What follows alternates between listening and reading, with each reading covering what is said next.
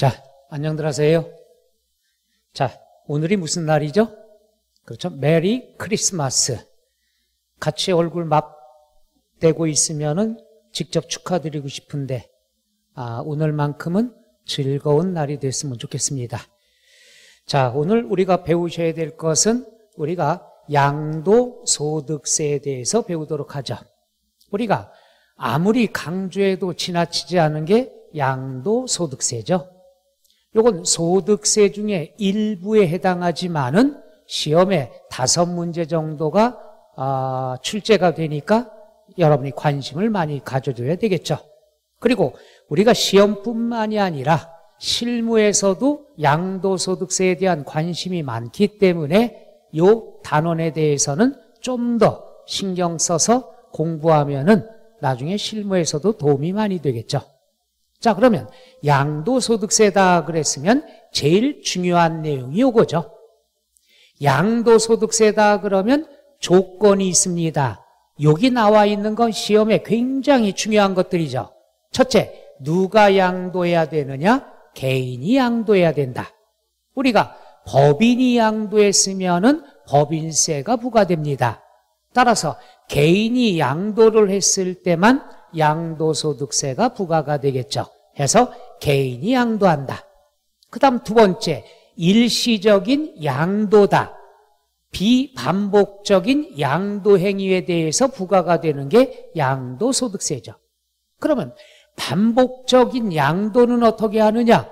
반복적인 양도, 어제 땅 팔고 오늘 집 팔고, 이 양도라는 행위가 반복적으로 일어났으면 이건 매매업이라는 사업소득이 되겠죠. 부동산을 사고 파는 사업, 이게 바로 부동산 매매업이 됩니다. 따라서 반복적인 양도는 양도소득이 아니라 무슨 소득? 사업소득이 되죠. 그럼 사업소득이다 그랬으면은 우리가 1년에 한 번씩 5월 달에 어떤 세금으로 납부하느냐? 종합소득세가 된다는 것. 해서 양도라는 행위는 첫째, 개인이 양도해야 되고, 두 번째, 일시적인 우발적인 양도에 대해서만 양도소득세 내더라. 그러면 반복적인 양도는 양도소득세가 아니다. 뭐가 되냐? 매매업, 사업소득이니까 종합소득세가 과세가 된다. 그럼 사업소득이 왜 종합소득세로 바뀌느냐? 여기에 관한 것이 바로 열거주의 과세 때문에. 열거주의 과세라는 것, 나열을 한다는 얘기죠. 따라서 이 소득세는 모두 8가지로 나열을 해서 거기에 해당이 돼야지만 과세가 된다. 이게 열거주의 과세가 되겠죠. 그러면 우리가 과세되는 소득은 모두 몇 가지로? 8가지로 나열을 하죠. 8가지 중에서 우리가 종합소득에는 6가지, 퇴직소득 7, 양도소득 8. 따라서 과세되는 소득은 종, 퇴, 양으로 나열이 된다. 그리고 종합소득 안에는 6가지 소득이 들어가 있죠. 이, 근, 배, 사, 기, 연.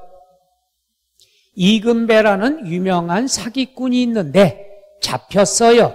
잡히고 보니까 여자가 된다. 그래서 이근배, 사기, 연. 이렇게 6가지를 암기하면 좋겠죠.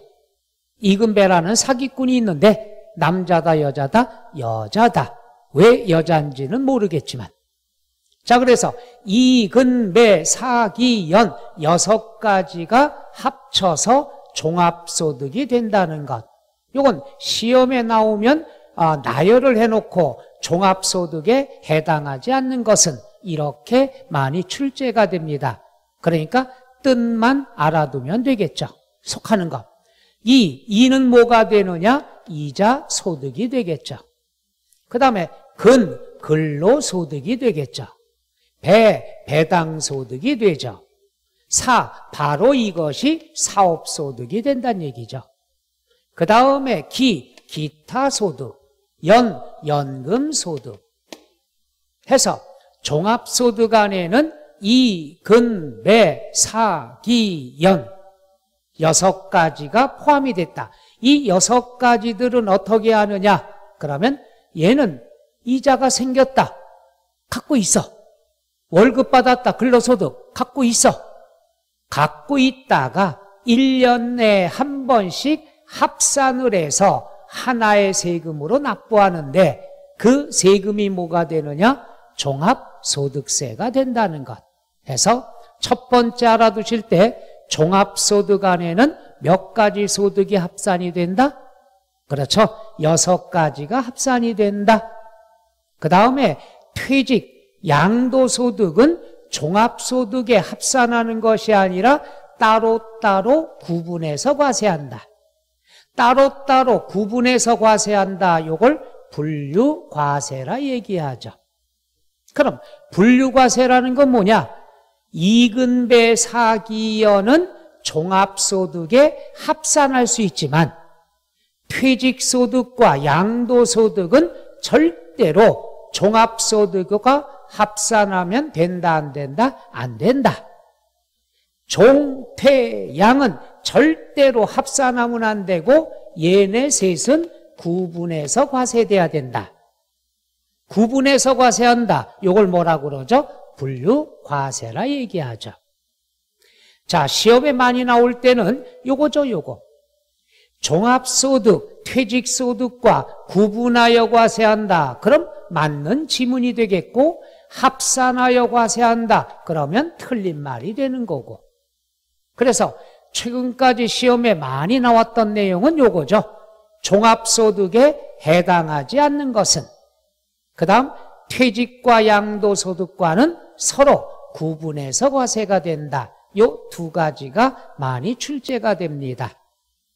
자, 그래서 8가지로 소득이 나열이 되는데 이 중에서 우리가 종합소득 안에는 6가지가 들어가 있고 퇴직과 양도소득과 종합소득은 합산한다. No. 구분해서 과세한다. 구분해서 과세하는 걸 갖다 무슨 과세라 한다? 그렇죠. 분류과세라 얘기하더라. 해서 양도소득세 첫 시간 동안에는 용어 자체를 꼭 알아둬야 됩니다. 계속 반복해서 출제가 되니까. 그 다음에 실질과세 중요한 얘기죠.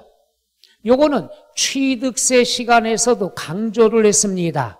취득, 사는 거, 양도, 파는 거, 사고 팔 때는 등기 등록 여부와 관계가 있다 없다? 없다가 된다는 것 제일 중요한 거죠. 따라서 등기 등록 다음 허가 여부와 관계가 없다. 이거는 취득세와 양도소득세 공통사항이 되겠죠. 자, 내가 미등기 토지를 샀다. 그래도 과세가 되고 무허가 건축물을 샀다. 그래도 취득세 내야 되겠죠. 양도도 똑같습니다. 무허가 건축물을 팔아도 양도소득세 과세돼야 되겠고 미등기 토지를 팔아도 우리가 양도소득세 내야 된다. 이렇게 취득세와 양도소득세처럼 등기 등록, 허가 여부와 관계없이 과세가 돼야 된다. 이걸 무슨 과세라고 그러죠? 실질과세라 얘기합니다. 그러니까 실질과세라는 용어 몰라도 돼요. 중요한 건 요거죠. 그렇죠? 등기 등록, 허가 여부와 관계없이 양도소득세가 과세가 된다. 그럼 시험에 나오는 게 무허가 건축물 많이 나오죠. 미등기 부동산 많이 나온다는 얘기죠. 해서 요게 중요한 얘기다. 그 다음 양도소득세. 우리가 개강 첫날도 얘기했습니다. 정부에서 알고 있으면 신고할 필요 없어요. 때 되면 고지서 날라옵니다. 재산세, 종부세. 그러나 정부가 모르는 거래에 대해서는 여러분이 자진해서 신고하고 납부를 해야 된다는 얘기죠. 그럼 정부가 모르는 건 뭐가 되겠습니까? 그렇죠? 매매. 개인 간의 거래에 대해서는 정부가 모르죠. 따라서 신고를 자진적으로 해야 됩니다. 매도하는 사람은 양도소득세를 신고해야 되고 매수하는 사람은 뭘 신고해야 됩니까? 그렇죠. 취득세를 신고해야 됩니다. 따라서 매매, 사고, 파는 거래에 대해서는 여러분이 자진해서 신고하고 자진해서 납부를 해야 된다. 요거를 신고 납세 제도라고 얘기하죠. 그 다음에 유상 이전이 돼야 된다. 우리가 무상으로 이전을 했다. 이건 양도가 아니죠. 그럼 뭐가 됩니까? 그렇죠. 증여 또는 상속이 된다는 얘기죠.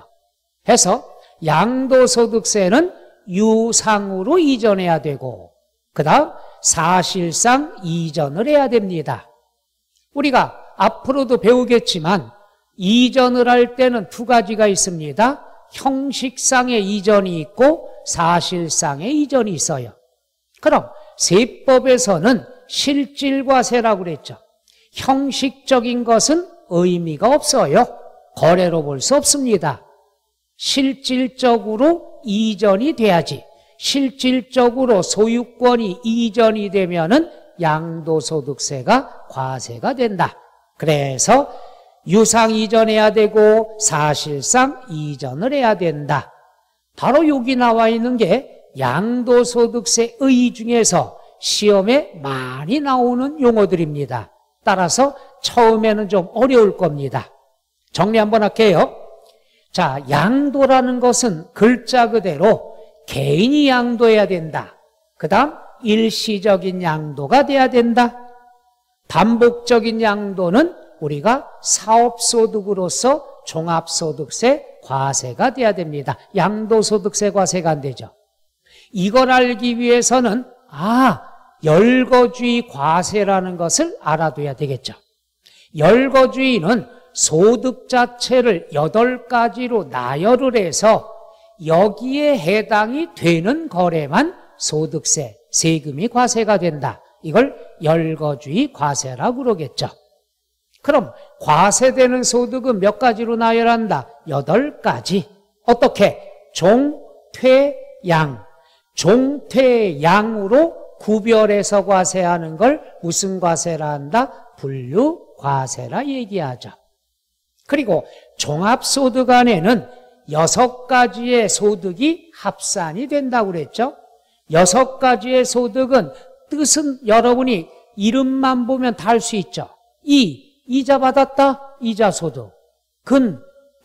일하고 받았다, 월급, 근로소득. 그 다음 주식 투자해서 받았다, 배당금, 배당소득.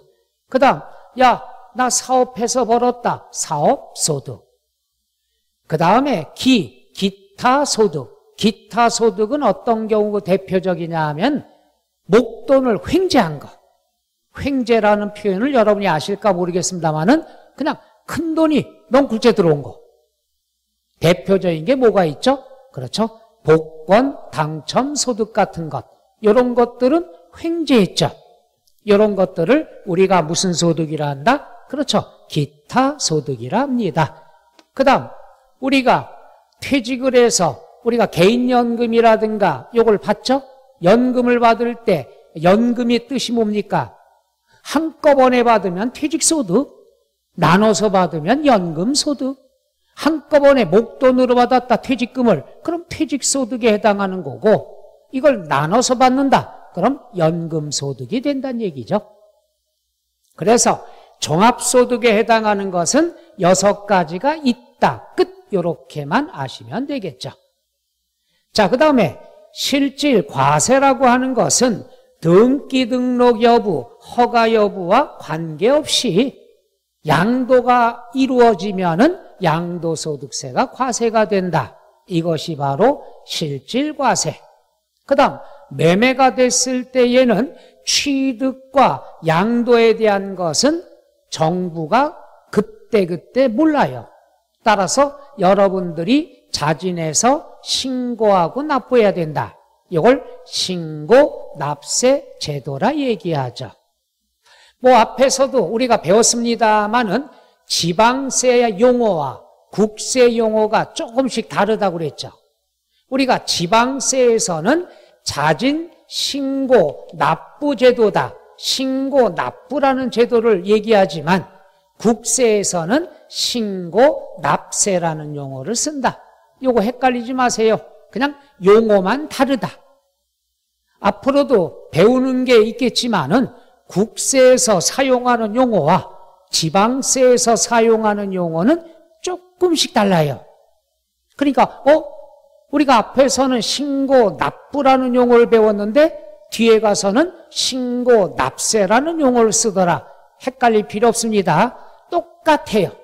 똑같은데 신고, 납부라는 말은 지방세에서 쓰는 말이고 그 다음 신고, 납세라는 것은 국세에서 쓰는 용어다. 조금씩 차이가 있다고 얘기했습니다.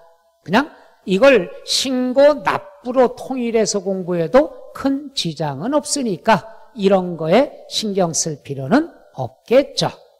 여러분은 뭐만 알면 돼요? 사고 파는 행위는 정부가 그때그때 모른다.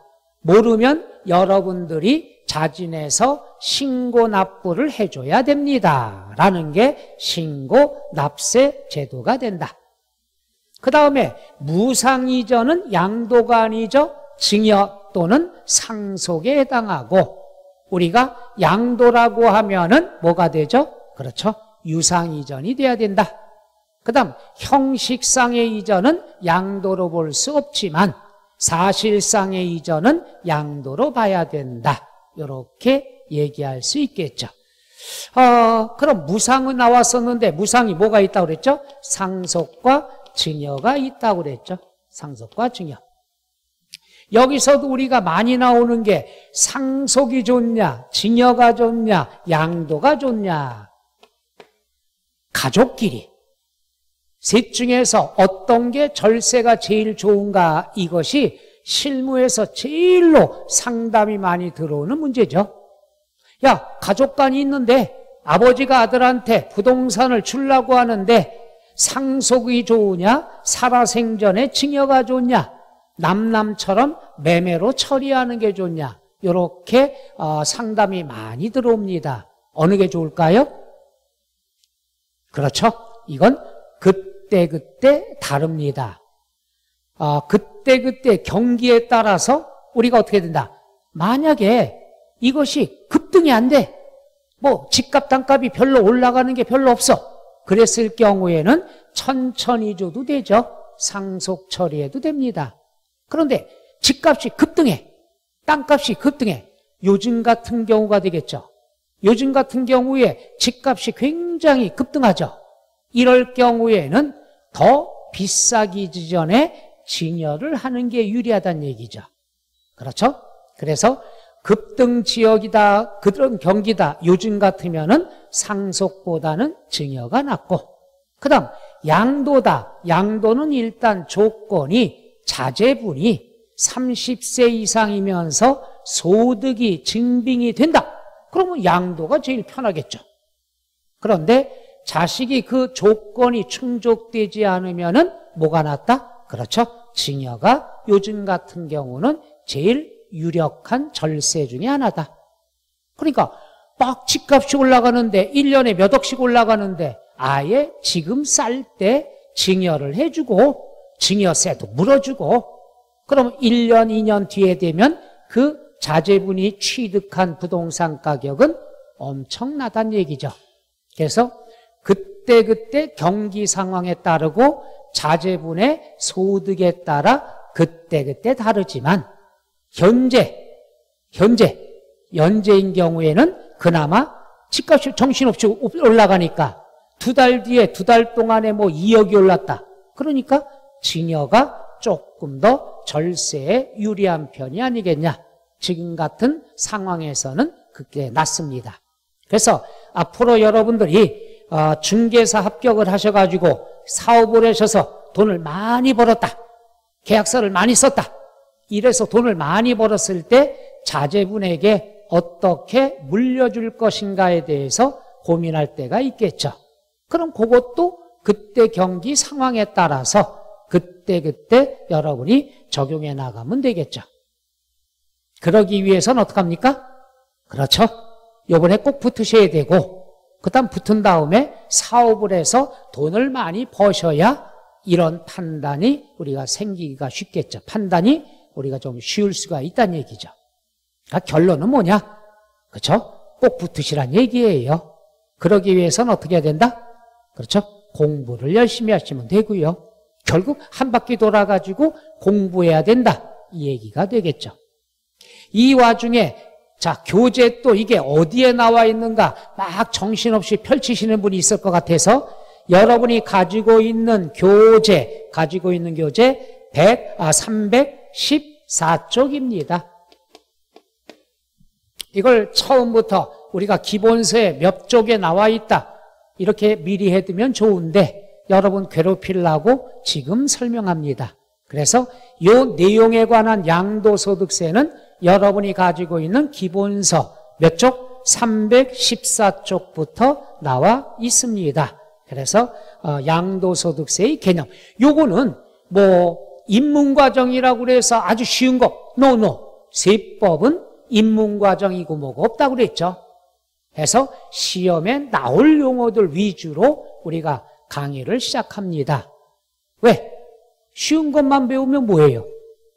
어차피 배워야 될 거면 시험에 나올 만한 것들 이걸 입문과정부터 하자는 얘기죠. 세법은.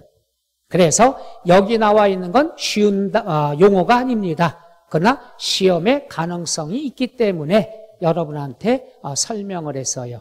그래서 꼭 세법은 앞에가 제일 어려운 거다. 왜? 시험에 나올 거 위주로 하니까. 그래서 여러분이 처음부터 시험에 나올 거 위주로 공부하자는 얘기예요. 왜? 어차피 어려운 거 있으면 또 잊어먹을 테니까 한 번 더 듣는 게 낫다는 얘기죠. 그래서 양도소득세 의의다. 요거의 내용은 무조건 알아두셔야 됩니다. 자, 그 다음에 이제 이거는 뭐 굉장히 어려운 말이고 이번 시험에 나올 확률이 무지하게 높은 겁니다. 요 내용을 알아두셔야 됩니다. 요건 뭐냐? 양도의 범위다. 양도의 범위가 뭐냐? 이거예요. 양도로 볼 수가 있느냐? 양도로 볼 수가 없느냐? 요거죠. 그래서 시험에 나올 때는 요 내용을 써주고 양도로 본다. 그럼 맞는 지문이 되는 거고 양도로 보지 않는다. 그럼 틀린 지문이 되겠죠. 따라서 양도로 볼 수가 있는 것은 단어만 이해하면 끝나는 거예요. 외울 거 없습니다. 단어만 알아두시면 되겠죠. 그러면 단어가 뭐가 있느냐? 얘는 쉽습니다. 첫째, 양도로 볼 수가 있다. 좀 전에 했어요. 유상 이전. 대가를 받고 이전을 해야 된다. 그 다음 형식상의 이전이 아니라 사실상의 이전이 돼야 된다.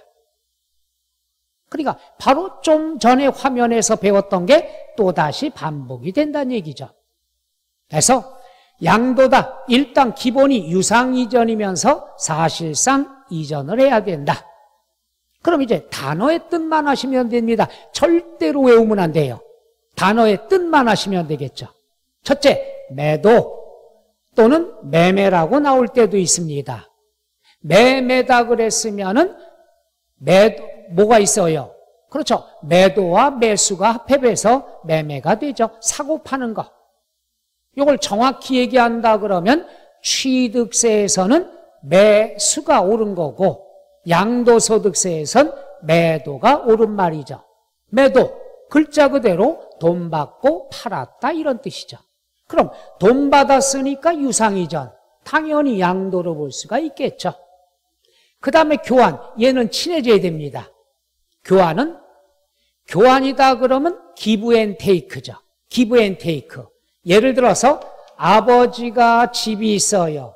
아들이 땅이 있어요. 논이 있어요. 서로 교환을 합니다.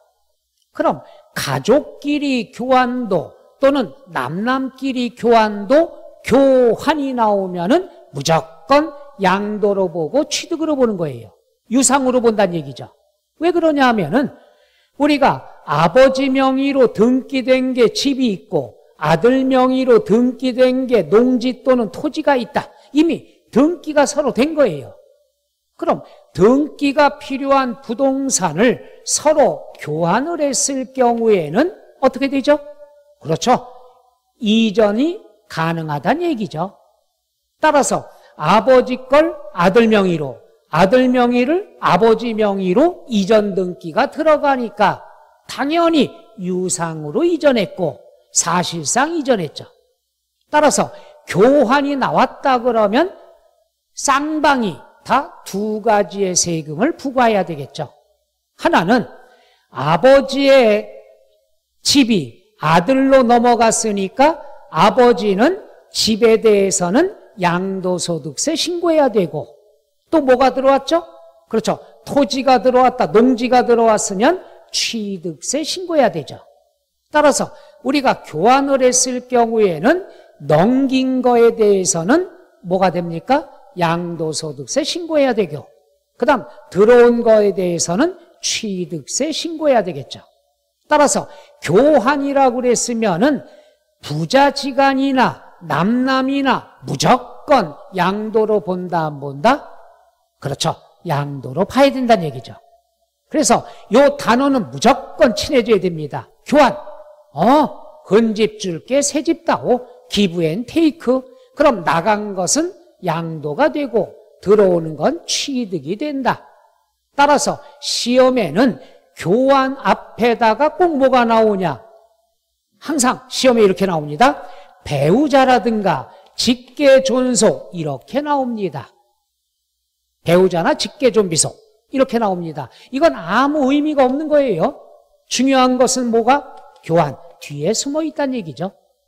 그래서 앞으로 굉장히 중요한 얘기입니다. 앞으로 어떤 지문을 볼 때 교환이라는 거에 초점을 맞춰야 됩니다. 이걸 숨기기 위해서 앞에다가 배우자나 직계존비속 여기에 넘어가면 안 되죠.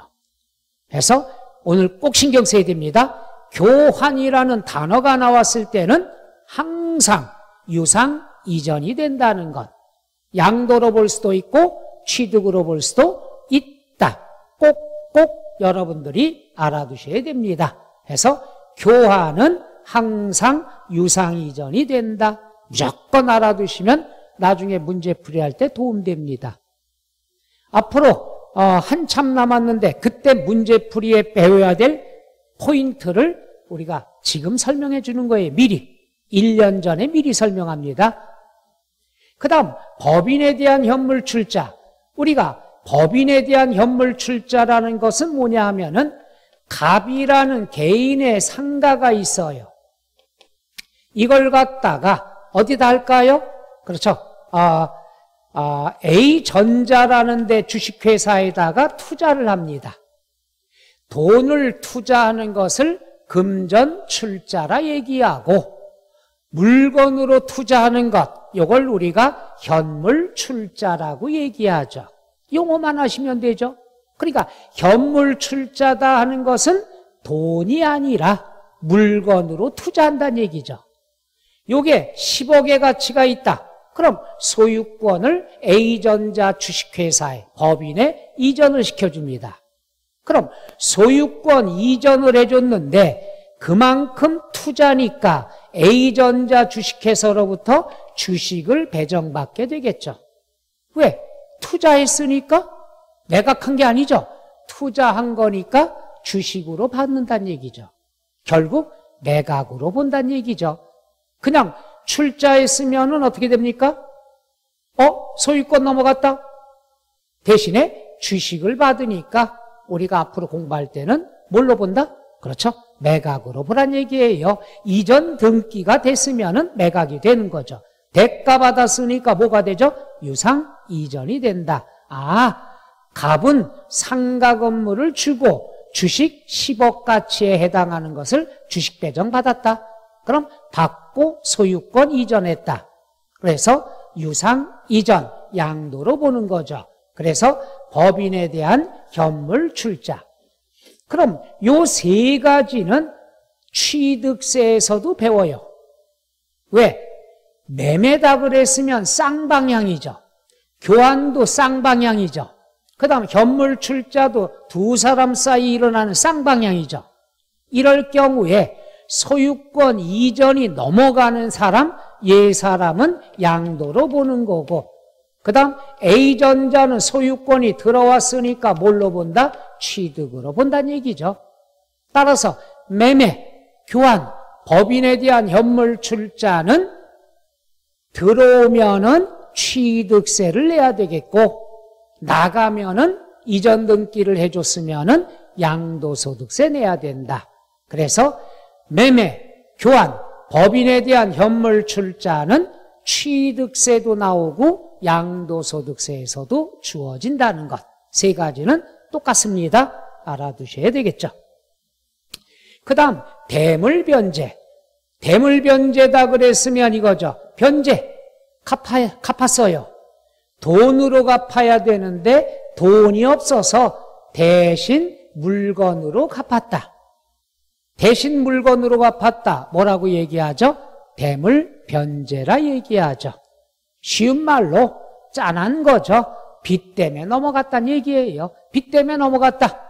그냥 말하면은 창피하니까 세련된 말로 대물변제다. 이런 용어를 쓰는 거죠. 그럼 빚 때문에 대신 물건으로 줬으니까 빚은 안 갚아도 되겠죠? 그럼 결국 빚에 대한 것만큼 받고서 이전을 한 거란 얘기죠. 그 다음 물납. 물납이라는 건 재산세에서 또는 조세총론 시간에도 배웠지만은 세금을 납부를 할 때는 금전으로 납부하는 게 원칙이죠. 그런데 금액이 커. 금액이 커서 어떡합니까? 현금을 유동성이 적어. 돈 마련하기가 쉽지가 않아. 팔리지도 않아. 이럴 경우에는 부동산으로서 세금을 납부하는 제도가 있죠. 이걸 뭐라고 얘기한다? 물납이라고 얘기하죠. 그럼 복습 한번 할까요? 물납이 허용되는 조세는 우리가 뭐만 있다고 배웠죠? 재산세만 있다고 배웠죠. 그래서 재산세에서 물납이 시험에 많이 출제가 됩니다. 그러니까 재산세가 1억이 나왔어. 돈 마련하기가 어려워. 보유하고 있던 부동산으로 야, 세금 대신에 이걸 가져가. 이것이 물납이 되는 거죠. 그럼 물납은 부동산 소유권을 이전 등기를 해줬어요. 대신에 세금은 없어지게 되겠죠. 그럼 세금 받고 판 걸로 양도로 처리가 된다는 것. 그 다음에 경매, 공매, 수용 다 어떻게 됩니까? 빚 때문에 넘어간 거죠. 따라서 요 네 가지에 대한 것은 의미가 거의 흡사하다고 보면 되죠. 다 뭐예요? 짠한 거예요. 짠한 거. 그러니까 공통점이다 그랬으면 표현이 좀 맞을지 모르겠습니다만은 다 빚 때문에 넘어간 거예요. 빚 때문에 넘어갔으니까 이것은 다 유상 이전으로 보는 거죠. 유상 이전이니까 당연히 뭐가 된다? 양도가 되는 거죠. 자, 그래서 여기에 나와 있는 양도로 볼 수 있는 7개 나온 것들은요, 단어만 뜻을 알면은 외울 필요 있다 없다? 없는 거예요. 그러니까 단어에 나오잖아요. 빚 때문에 넘어간 거야. 근데 매도 파는 거야. 교환 바꾼 거야. 현물 출자. 그 회사에 부동산 투자했어. 대신 주식을 받았으니까 유상 이전이 된다.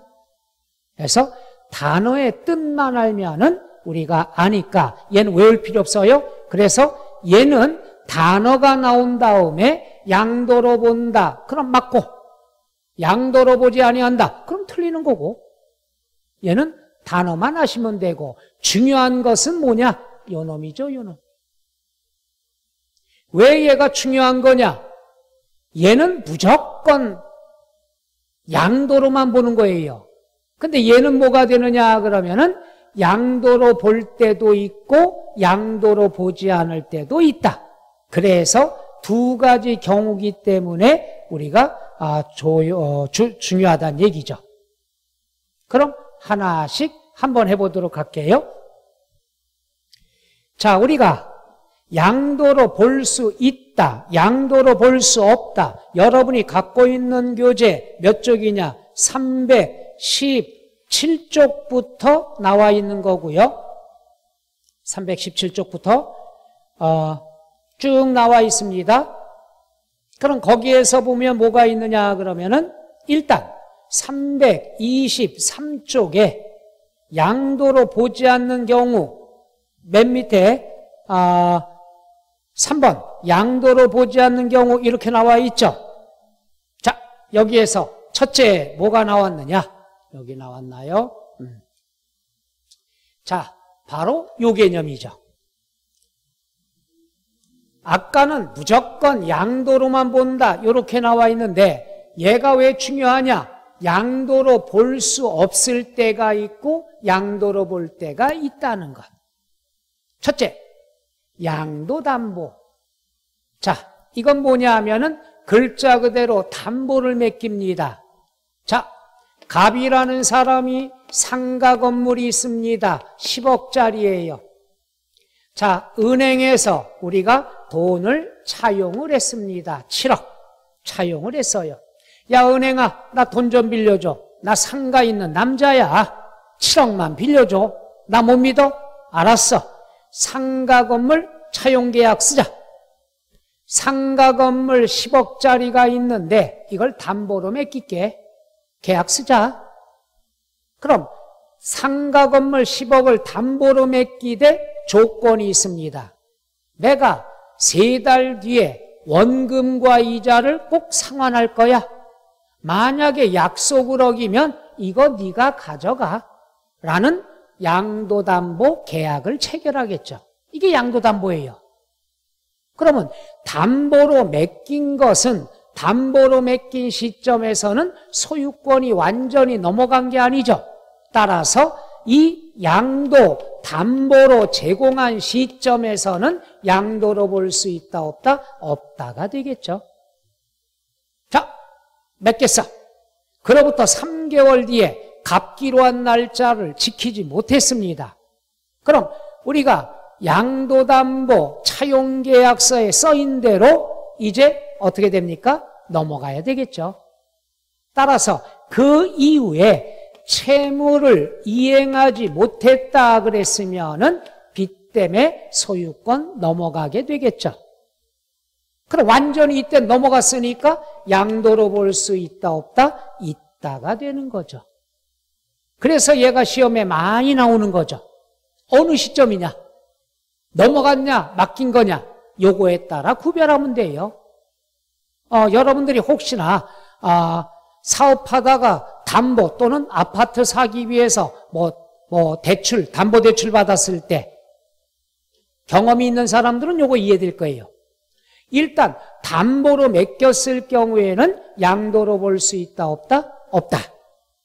그러나 그 이후에 채무를 이행하지 못했을 때는 소유권 넘어가야 되겠죠. 이럴 땐 완전히 넘어갔으니까 양도로 볼 수 있다 없다? 있다. 슬픈 얘기죠. 바로 이것이 뭐가 되느냐? 좀 전에 배웠었던 대물 변제를 얘기하는 거죠. 금전으로 차입금을 갚아야 되는데 없어서 물건으로 변제, 갚았다. 점잖은 표현이 갚았다. 대물 변제고요. 쉬운 말로는 뭐라고 그랬죠? 그렇죠. 빚 때문에 넘어간 거예요. 그럼 시험에 나올 때는요, 항상 채무 불이행이 정답인데 얘가 나오기 위해서는 앞에 양도담보라는 단어를 주어집니다. 왜냐? 그냥 채무불이행 이렇게 나올 수가 없잖아요. 과거에 담보로 맡겼었는데 지금 채무를 이행하지 못했다. 그래야지 지문의 순서가 맞게 되겠죠. 뜬금없이 훅 채무불이행, 이건 문제가 안 됩니다. 얘가 나오기 위해서 앞에다 뭘 집어넣어요? 양도담보라는 과거 사건을 우리가 표시를 해야 됩니다. 쉬운 말로 함정이라고 하겠죠. 그럼 시험 볼 때, 문제 풀 때 양도담보, 나 뒷다 잘해. 담보는 양도가 아니야. 뒤에 얘가 웃고 있다는 얘기죠. 그래서 문제에 지문이 나오는 규칙이 있어요. 그냥 채무불이행 못 갚았다? 이건 나올 수가 없죠. 옛날에 양도담보 계약을 맺었었는데 지금에 와서 채무를 이행하지 못했다. 이렇게 이어져야 되는 거죠. 그렇죠? 그래서 우리가 항상 지문을 보면은 두 가지가 나옵니다. 근데 이렇게 나온 적도 있죠. 뭐냐? 양도담보 계약을 체결한 건 하고 채무불이행이 안 나오는 거야. 그럼 뭐예요? 지금 담보계약만 맺었다는 얘기죠. 그러면 채무불이행이 있으면 양도가 되지만 채무불이행이 없으면은 그냥 담보로 끝난 거죠. 이럴 땐 양도로 볼 수 없다. 그래서 단골 메뉴입니다. 그래서 양도담보가 나왔다. 그럼 뒤에 채무불이행이 있나 없나 요것만 보시면 돼요. 채무불이행이 나왔다. 그럼 양도가 되는 거고 그냥 채무불이행이 안 나왔다. 오늘 담보 맡긴 거고 이렇게 여러분들이 찾으면 되겠죠. 해서 양도담보는 양도로 볼 수가 없지만 그 이후의 사건이 채무를 이행하지 못했다. 그럼 이행 못하면 담보계약대로 넘어가야 되겠죠. 그럼 소유권 이전이 되니까 양도가 된다는 것, 요거 중요한 거죠. 그 다음에 채비지, 보류지 나왔는데 채비지, 보류지, 보류지는 글자 그대로 두 개 다 사실은 뭐가 되느냐? 환지 처분에 대해서 배우게 되는데 이거는 신경 안 쓰셔도 돼요. 뒤에 이따가 나올 거고 채비지는 뭐냐? 내가 도시개발법에 의해서 우리가 사업비용을 어떻게 돼? 토지로 제공을 하는 거예요. 갑이라는 사람이 토지가 있는데 어떠한 도시개발법 법률에 의해서 요걸 갖다가 사업비 쪽으로 사업시행자에게 줍니다. 그러니까 사업비용 대신에 토지를 가져가는 거예요. 이럴 경우에 요 땅을 뭐라고 그러냐? 채비지라고 얘기하죠. 그런데 이걸 지정을 안 하면은 우리가 보류지라고 얘기하는 건데 의미 없어요. 채비지, 보류지 같다 이렇게 보시면 되죠. 세법상. 그럼 갑이 개인 명의로 돼 있는 토지를 법률에 의해서 사업시행자에게 제공, 이전을 하는 걸 충당이라고 얘기합니다. 그러니까 채비지 충당, 개인의 토지를 사업비로 사업시행자에게 이전을 해준 거. 법률에 의해서 제공이 된 거니까 갑은 소유권이 넘어갔어도 양도로 볼 수 있다 없다? 없다가 되죠. 왜 그러냐? 사업비용 대신에 토지를 제공을 했어요. 사업비로 토지를 제공해서 법률에 의해서 원하지도 않는 토지를 제공을 했어. 그런데 이거에 대해서도 양도로 보고 야, 너 줬으니까 양도소득세도 부담해야 된다. 법률에 의해서 제공을 했는데 양도소득세를 또 내라고 그러면 억울해요? 안 억울해요? 그렇죠? 억울하다는 얘기죠. 따라서 법률에 의해서 사업비로 토지를 제공을 한 걸 야, 이거 토지 땅 받고 끝내자. 퉁 이게 충당이죠. 그럼 법률에 의해서 사업비 쪽으로 토지를 제공을 했으니까 우리가 갑은 소유권이 이전됐어도 양도소득세 낼 필요 있다 없다? 없다. 억울하죠. 그래서 양도로 보지 않습니다. 그럼 이제부터 이 채비지는 누구 명의로 되겠어요? 사업시행자 명의로 되죠. 그럼 사업시행자는 어떻게 돼요? 이걸 법률에 의해서 사업을 할 때는 공사를 해야 되겠죠. 그럼 공사비 줘야 되는데 땅만 채비지만 많이 갖고 있으면 안 되겠죠. 그러면 건설회사 또는 공사업체에게 공사를 맡겨놓고 공사비를 줘야 되면 돈이 필요해. 돈이 필요하니까 사업시행자가 받았던 채비지를 매각을 합니다. 제3자에게. 그럼 채비지 땅을 매각을 했으니까 돈을 받겠죠. 따라서 사업시행자는 양도로 봐서 양도소득세 내야 된다. 그러니까 채비지가 나왔을 땐 어떻게 하느냐? 개인이 채비지로 충당을 했다. 충당의 뜻, 퉁쳤다? 야, 사업비로 이 토지를 퉁 가져가라.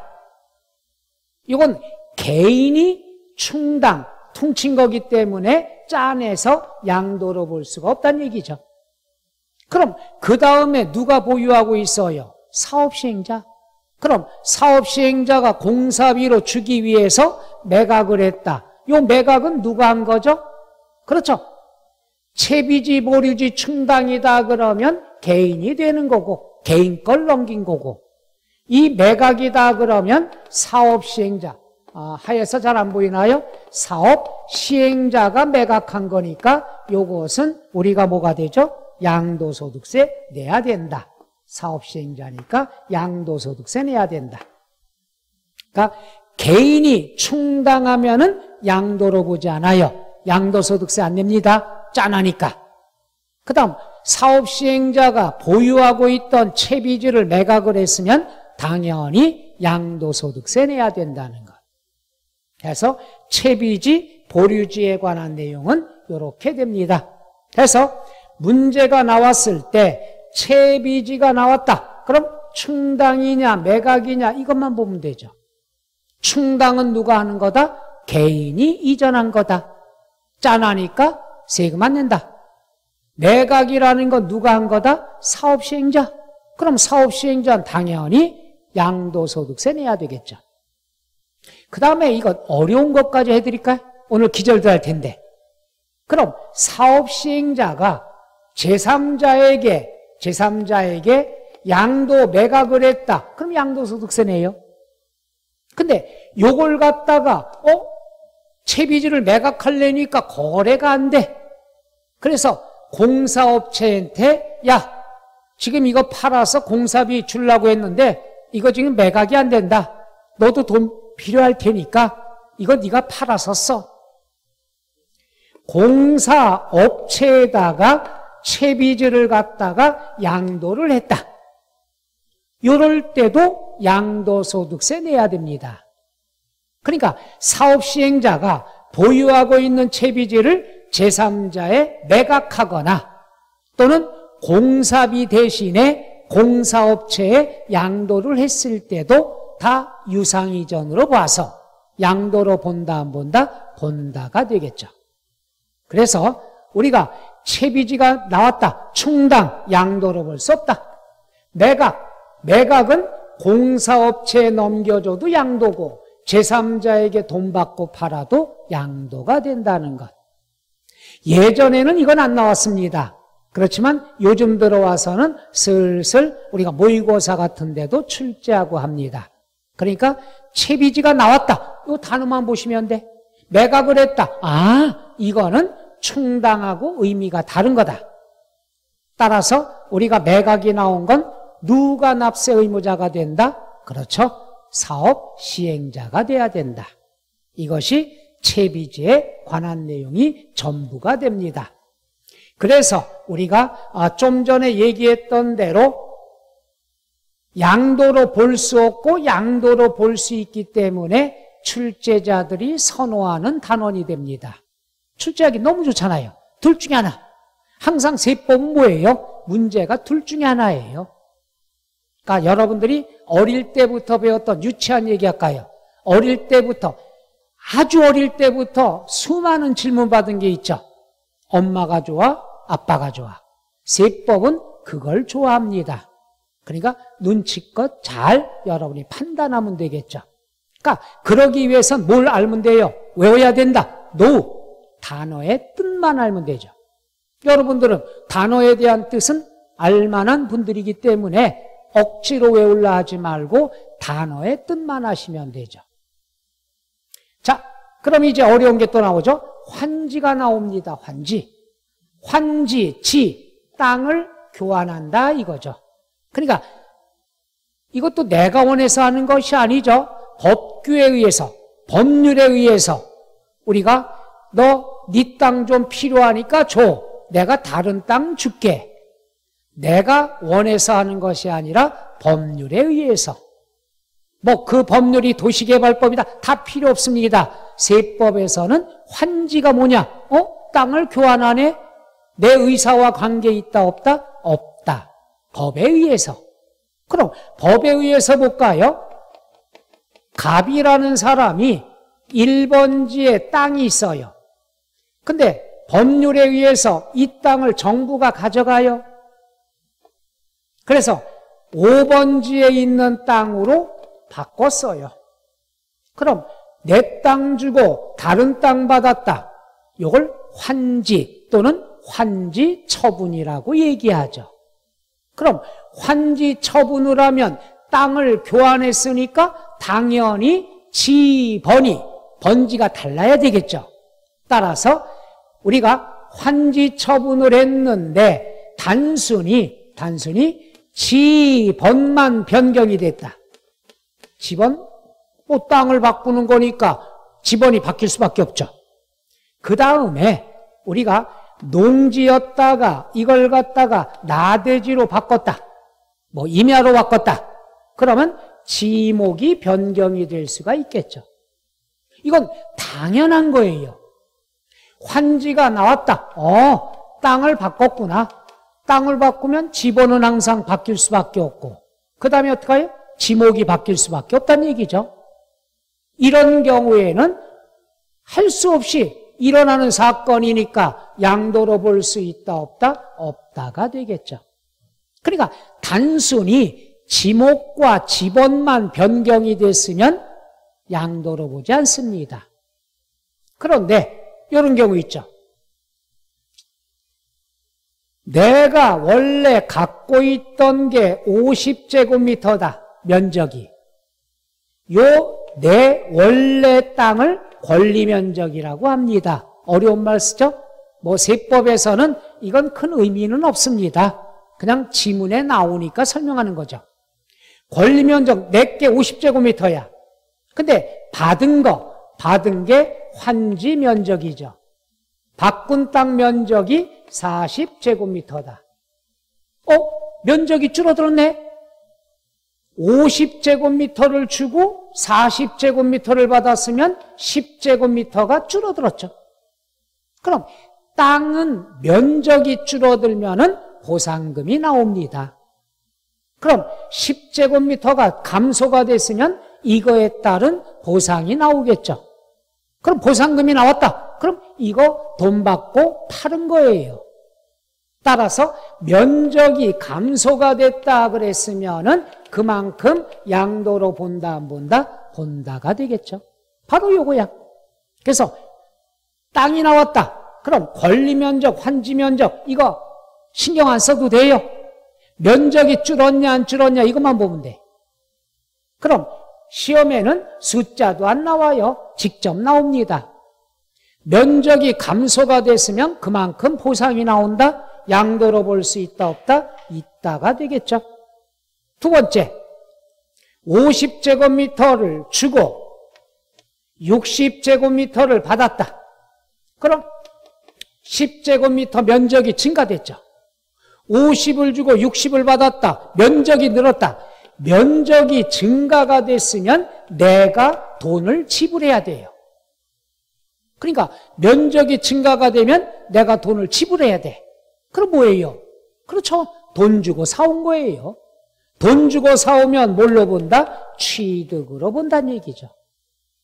그러니까 면적이 증가되거나 감소가 되면은 유상으로 보는 거고, 그 다음에 그렇지 않고 지목이나 지번만 변경이 됐으면 양도로 볼 수가 없다는 얘기죠. 이번 단원은 양도소득세 단원이니까 면적 감소. 알아두셔요. 땅이 줄어들었다. 그럼 무조건 양도로 보는 거예요. 그만큼 보상금이 나오니까. 그런데 우리가 면적이 관계가 없다. 그러면 양도로 볼 수 있다 없다? 없다. 그래서 이게 시험에 많이 나오는 거죠. 여러분은 이렇게 공부하면 돼요. 환지가 나왔다. 땅을 교환하는구나. 땅이 나왔다. 땅이 나오면은 면적이 포인트가 되는 거죠. 면적이 변함이 없다. 그럼 양도가 아니야. 면적이 감소가 됐다. 그럼 양도가 된다는 얘기죠. 그렇게 접근하시면 아주 쉬워요. 항상 알아두셔요. 받을 면적보다 적게 받았으면은 보상금이 따라 나옵니다.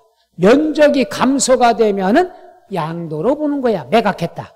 면적이 증가되면은 당연히 새로 취득하는 걸로 봐야 된다.